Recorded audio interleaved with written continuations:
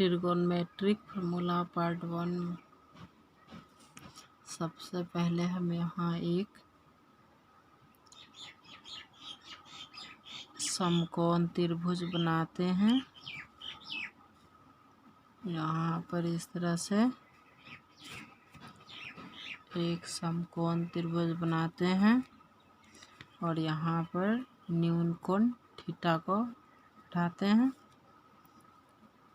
और ये समकोण बनता है। यहाँ समकोण के सामने वाले भुजा को कर्ण कहते हैं। इसे H द्वारा निरूपित करते हैं और यहाँ समकोण बनाने वाली भुजा को आधार यानी बेस कहते हैं। इसको B से निरूपित करते हैं और ये थीटा के सामने वाली भुजा को लंब कहते हैं। इसे P द्वारा निरूपित किया जाता है। अब मैं यहाँ बता दूं कि कर्ण को H, हाइपोटेनस H और यहाँ आधार को बेस बोलते हैं। लंब को परपेंडिकुलर मतलब P होता है। सबसे पहले यहाँ हम लिखते हैं आधार, या इसको इंग्लिश में बोलते हैं बेस, जिसे हम B द्वारा निरूपित करते हैं। उसके बाद है लंब, जिसको परपेंडिकुलर PERPENDICULAR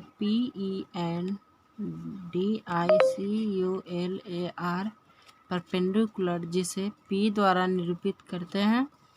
उसके बाद है कर्ण, जिसे हाइपोटेनस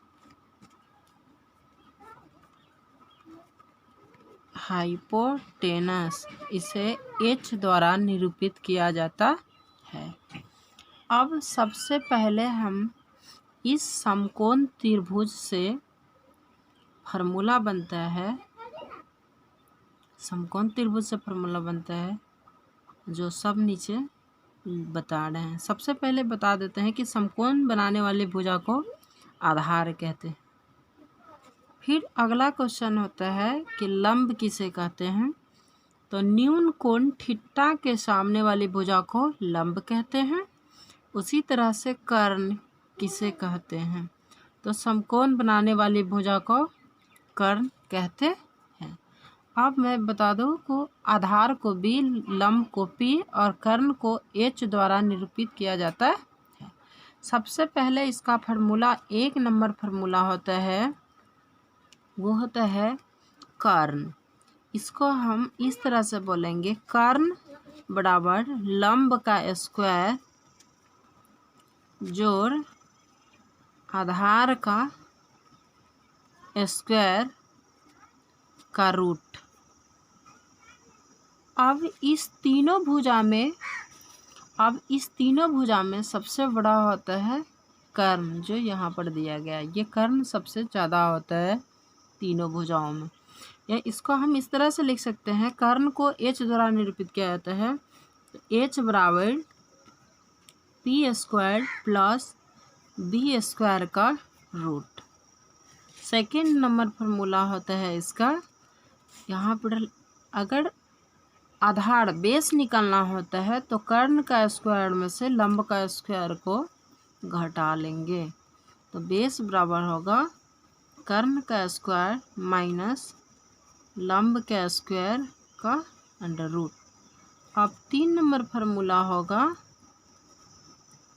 अगर हमें परपेंडिकुलर P लंब निकालना हो तो इसे क्या करेंगे, कर्ण का स्क्वायर में से आधार के स्क्वायर को घटा देते हैं। इस तरह से समकोण त्रिभुज से ये 3 फार्मूला मिलते हैं। कर्ण बराबर H बराबर P² प्लस B² का अंडर रूट, और B निकालना हो तो H² माइनस P² का अंडर रूट, और P निकालना हो तो H² माइनस B² का अंडर रूट करते हैं। अब क्या करते हैं, त्रिकोणमितीय अनुपात 6 होता है। त्रिकोणमेट्रिक ट्रिगोनोमेट्रिक रेशियो। ट्रिगोनोमेट्रिक रेशियो जो होता है वो 6 होता है, जो इस तरह से है। सबसे पहले आपको बता देते हैं साइन थीटा, और इसका उल्टा होता है कोसेक थीटा। और यहाँ पर फिर उसी तरह से देखेंगे कॉस थीटा, और कॉस थीटा का उल्टा होता है सेक थीटा। फिर यहाँ पर उसी तरह से लिखते हैं टैन थीटा। टैन थीटा का उल्टा होता है कॉट थीटा। इसका तीनों का रेसिप्रोकल होता है। साइन थीटा का कोसेक थीटा, कॉस थीटा का सेक थीटा, और टैन थीटा का उल्टा होता है कॉट थीटा होता है। अब क्या करते हैं, इसको हम इस पूरे को फार्मूला को हम आसानी से याद करने के लिए क्या करते हैं, इस तरह से बैठा देते हैं पंडित बद्री प्रसाद, पंडित बद्री प्रसाद हरे हरे बोले। अब क्या करते हैं, इसमें बट्टा दे देते हैं, बट्टा देते हैं। फिर से एक बार बता देते हैं, ऊपर लिखते हैं पंडित बद्री प्रसाद हरे हरे बोले। अब क्या करते हैं, इसमें बट्टा दे दिए, इसके बीच में बट्टा दे दिए, इसके बीच में बट्टा। अब क्या करते हैं, यहाँ पर ये साइन थीटा पहला का हो गया, दूसरा का कॉस थीटा यहाँ का हो गया, और तीसरा का टैन थीटा। यहाँ पर इस तरह से लिख देंगे साइन थीटा बराबर P/H, और दूसरा में कॉस थीटा बराबर P/H, और तीसरे में होता है यहाँ पर लिख देंगे टैन थीटा। टैन थीटा बराबर होता है P/B। टैन थीटा बराबर होता है P/B। अब ये फार्मूला नंबर 4, फार्मूला नंबर 5 और ये 6। अब क्या करते हैं, 3 गो इसका उल्टा होता है, साइन थीटा का उल्टा कॉसेक थीटा, तो यहाँ पर लिख देंगे कॉसेक थीटा। साइन थीटा का उल्टा होता है cosec theta. Sine theta P/S, तो कॉसेक थीटा होगा H/P।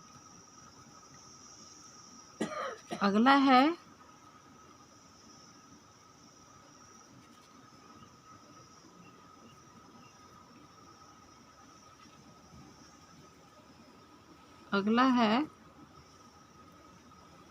Sec theta.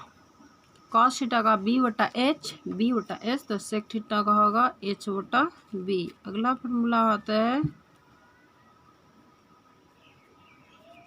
फार्मूला होगा कॉट थीटा। जिस तरह से टैन थीटा का होता है P/B, तो यहाँ पर कॉट थीटा का हो जाएगा B/P।